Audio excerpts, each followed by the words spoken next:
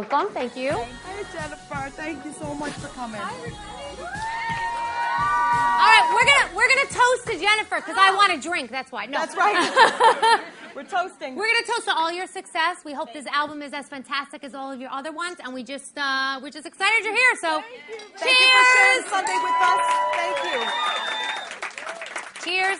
If you don't finish yours, I will. But you have to drink a little bit, right? That's it. Just a little bit. That's Just a it. little. All right. So, first of all, you look fantastic. Did you check out the boots? How hot are they? Those are hot boots. Hot boots. Stunning. So we have to start out just by talking about People Magazine. You're the most beautiful person in the entire world, which we could see why. And what's it like living with you at home? How do you... Impossible. Are you like, look, I'm most beautiful, so chill? I mean, it's weird. It's a little bit weird. Yeah?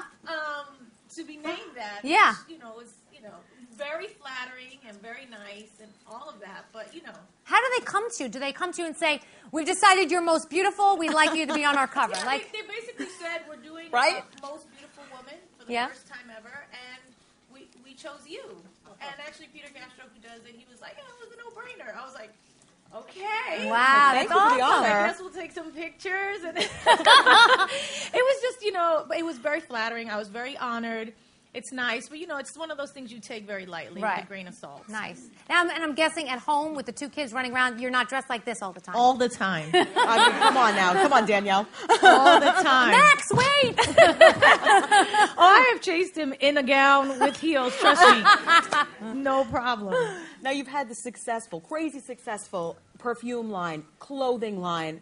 I mean, what about makeup line? Because up close and personal here with you right now, stunning. Thank you. I mean, you look fabulous. Thank you. The crowd can see how beautiful you look. Thank I mean, you. got the honor, girl. Most beautiful. Makeup line. What's your Makeup secret? line? I don't have lots of secrets, except, I don't drink or smoke or do anything that really kind of wreaks havoc on your skin. I stay out of the sun, just like all the basic kind of regular things. Do you have a face wash you use that's special that you can tell us about? Yeah, I use I use things that are very clean. I think people imagine that I have very expensive products, but it's not true. You know what I mean? I use things that are very kind of basic and clean that don't build up on your skin and stuff like that. All right. I use something from my dermatologist to clean my face for like the same one for the past maybe 15 years. Wow. Do you get regular facials?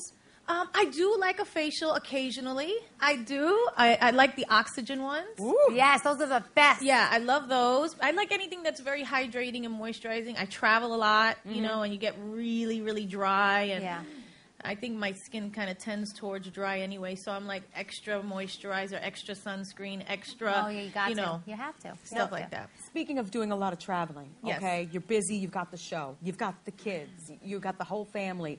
Where in the world do you have time in your life to work out and budget in some type of a regimen to keep in the great shape you're in? I'm going to be honest, it's very hard. It's really difficult, especially with the babies, because all my free time I want to kind of be with them and spend with them and give them all the time I can give them. And so it's about after they go to bed, when they're napping, if I'm not working early in the morning.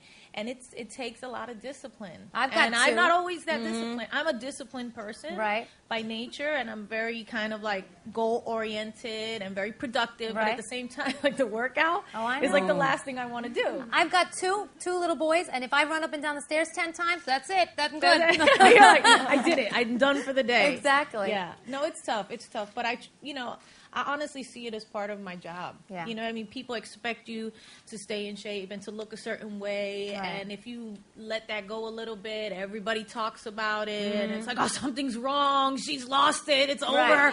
Or she's pregnant again. Right. That's always the rumor. Whatever. It's just like so many things. So it's it's an image-based business. Yeah. You have to know that going in and deal with it. And so I try my best to do my best at that. Good. So. And let's talk the album. Yes. It's called Love. It's got a question mark. So how am I saying love? Love? Like, how am I saying that? You just say love. See, because with me, I always feel like now after many years and being through a few relationships and now being very happily married and with somebody who it really works. The two of us really work. I feel like I'm in a good place to kind of really look back and talk about love in a different way. I've always talked about love on all my albums. You know, I've always sang about it. It's always been my huge topic. Love don't cost a thing. This one, the other. There's always been something. If you had my love and all, you know what I mean? I've always been kind of like talking about it. But now, at this point in my life, I realize that you just never have all the answers. It's always a question when it comes to love. There's always something to challenge. There's always something to push. You always got to be looking at it. You always got to be, and even in a marriage that works, you know what I mean? If you still have to really work at it and question yourself, question him, you know, challenge each other, grow. And so that's kind of what the love question mark is about. Are we asking ourselves the questions, you know, that we need to be great in that area? Because at the end of the day, that's really all that matters. That's true. That's all we need. That's all that matters. And so these are the things I think about. When you have downtime. Right. When you're not doing a million other things. All the time. That's the problem. That's true. All the time. But a sidebar, Jennifer, to the album, since we're just talking about love. Yes. I mean, what would you recommend, you know, some things to keep your marriage hot, keep things working? Because we're married women here. We can talk. Right. A lot of Skyping going on? Yeah. I mean, how do you do No, it? actually, we try to be together as much as we That's can. good. We don't try to travel separately. You know, we have to sometimes, but we try not to. We try to keep the family together. But I just think you have to do things together. I think when you get married, you know, it's like you go off and do your thing, I'll go off and do my thing. We kind of come together for the kids once in a while, and then we forget about that, you know, we were actually in love at one time. Right. You know what I mean? And I think you really have to always know that the core of that family is the two of you. Yeah. You know, and if that's not working and if that's not being paid attention to, eventually it's going to kind of dissipate. Yeah, in my naturally, Yeah. not because you wanted to, but just because You can't neglect get each other. preoccupied with other things. So In my house, it's Criminal Minds night. It's like, okay, Right. Criminal Minds is on tonight. Let's you sit love down and that watch together. It together. Right. Yeah. Yeah, you That's need it. things like that. Yeah. You know. Yeah. Make time for each other, absolutely. Yeah. Yeah. So now on the album, I know it's a lot of dance, a lot of top 40. It's a great album for that, but you Thank have you. a couple of tracks that are kind of more intimate, a little more serious, Until It Beats No Right. More, Starting Over. Some deep ones. What's your inspiration on the deep tracks? You know, just the whole concept of the Love album and kind of, you know, exploring the different levels and different moments and different situations in love. You know, so Starting Over is a kind of more serious song about having kids with somebody, being in a relationship and knowing that they're cheating on you. No. You know, and so you're like, okay. And that's so complex because when there's kids involved and all this kind of stuff, it takes it to another level. And that's Right. something I could never talk about before on an album. You know what I mean? Yeah. But this is something I could actually understand if it happened to me, like how awful it would Right. be. And when I talked about the complexities of love with this one writer, Winter Gordon, who's very young actually. She's 23 or 24 years old, maybe 25 now.